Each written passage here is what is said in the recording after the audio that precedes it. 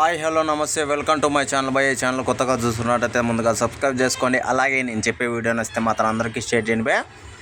అయితే ఈరోజు మన టాపిక్ వచ్చేసి మన ఇస్మార్ట్ శంకర్ వర్సెస్ మిస్టర్ బచ్చన్ సినిమాలు భయ్య. అయితే ఈ రెండు సినిమాల్లో ఏ సినిమా అయితే ఆగస్టు 15వ తారీఖున ఒక రేంజ్ హిట్ అయితే కొడుతుంది అని చెప్పేసి చాలామందిని అడుగుతుంటే ఒక సినిమా అని చెప్తున్నారు భయ్య. ఆ సినిమా ఏది అని చెప్పేసి నేను చెప్తాను. అది ఎందుకు అని చెప్పేసి కూడా నేను ఈ వీడియోలో అయితే చెప్తాను భయ్య. వీడియో తప్పకుండా లాస్ట్ వరకు చూడండి. అయితే మనం ఇస్మార్ట్ శంకర్ గురించి అయితే మాట్లాడుకున్నాం భయ్య. అదే డబుల్ ఇస్మార్ట్ శంకర్ గురించి. నిజానికి ఫస్ట్ మనం ఇస్మార్ట్ శంకర్ గురించి చూసుకున్నట్లయితే అసలు భారీ ఉంటుంది సినిమా. అసలు రామన్న మామూలు యాక్టింగ్ చేయలేదు, అలాగే మామూలు డ్యాన్స్ చేయలేదు. అసలు ఆయన ఎనర్జీకి అసలు ఈ సినిమా చాలదు అన్నట్టుగా అయితే చేశారు భయ్య. సూపరు. అలాగే మన పూరి గారు ఆ సినిమా మీద పెట్టిన ఎఫెక్ట్ అసలు మామూలుది కాదు. ఎందుకంటే ఆయన చాలా క్లిష్ట పరిస్థితుల్లో ఉన్నప్పుడు అంటే ఈ రేంజ్ హిట్ అందుకోవడము, ఆయనకి ఎంతో పేరు తీసుకురావడము చాలా సూపర్ అని చెప్పాలి ఆ టైమింగ్. అలాగే దానికి స్వీక్వల్గా వస్తున్న సినిమానే డబుల్ ఇస్మార్ట్ శంకర్ భయ్య. మళ్ళీ చూడాలి ఎలా ఉంటుంది అని చెప్పేసి. అసలు మామూలుగా ఉండదు భయ్య. కొన్ని సాంగ్స్ అయితే చూసాము, స్టెప్పులు అసలు రామన్న ఎనర్జీకి ఏ మాత్రం కూడా, అలాగే ఎవరు కూడా మ్యాచ్ చేయలేని విధంగా అయితే ఆయన అయితే పర్ఫామ్ చేసినట్లయితే మనకు తెలుస్తుంది భయ్య. మరి ఆగస్టు 15వ తారీఖుని ఈ సినిమా ఎలా ఉంటుందో మరి చూడాలి. అయితే ఇప్పుడు వచ్చేసి మనం మిస్టర్ బచ్చన్ గురించి అయితే చెప్పుకున్నాం భయ్య.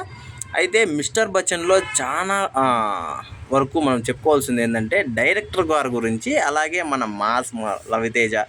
మాస్ మహారాజా రవితేజ అన్న గురించి భయ్య. అయితే ఇక్కడ మ్యాటర్ ఏంటి అంటే రవితేజ అన్న అంటే సేమ్ వీళ్ళ ఇద్దరు ఎనర్జీ వేరే లెవెల్లో ఉంటుంది. రవితేజ అన్నది రామన్నది.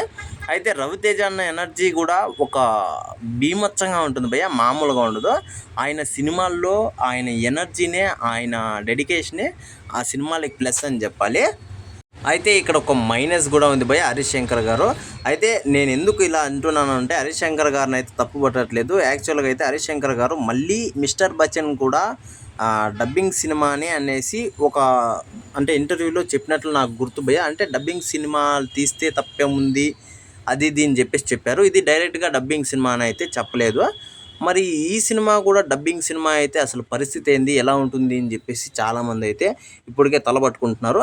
మరి చూడాలి భయ్య ఈ సినిమాలో ఎలాంటి అంటే డబ్బింగ్ సినిమానైనా లేకపోతే ఓన్ స్టోరీనైనా అని చెప్పేసి మనం చూసి తెలిసిపోతుంది. అయితే రవితేజ అన్న ఇప్పటి వరకు జోనర్లో చేస్తున్నారని చెప్పేసి మాత్రం ఒక ఐడియాగా చెప్పారు భయ్య హరీష్ శంకర్ గారు. మరి చూడాలి ఎలా ఉంటుంది అని చెప్పేసి. అయితే ఈ రెండు సినిమాలు పోలిస్తే మాత్రం నేనైతే డబుల్ ఇస్మార్ట్కే ఓటేస్తా భయ్య. ఎందుకంటే రామన్న ఎనర్జీతో ఆ సినిమాను ఒక రేంజ్లో పెడతాడు, అలాగే రవితేజ అన్న ఎనర్జీతో కూడా సినిమాను ఒక రేంజ్లో పెడతారు. కాకపోతే మనం బ్యాక్ బోన్లో ఉన్న డైరెక్టర్లను అయితే చూడాలి భయ్య.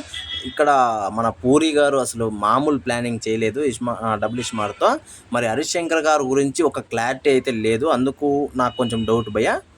అంతేకాదు మెయిన్ రీజన్ వచ్చేసి మన హరీష్ శంకర్ గారు డబ్బింగ్ స్టోరీ అని చెప్పేసి నెటిజన్లు కొంచెం నెగిటివ్ టాక్లో ఉండడమే ఈ దానికి కారణం అని చెప్పేసి నేనైతే అనుకున్నాను భయ్య. అయితే ఖచ్చితంగా నేనైతే ఇస్మార్ట్ శంకర్కే ఓటేస్తాను భయ్య. అయితే మీరు ఏ దానికి ఓటేస్తారో కింద కామెంట్లో మాత్రం తెలియజేయండి భయ్య. మర్చిపోకుండా తప్పకుండా దయచేసి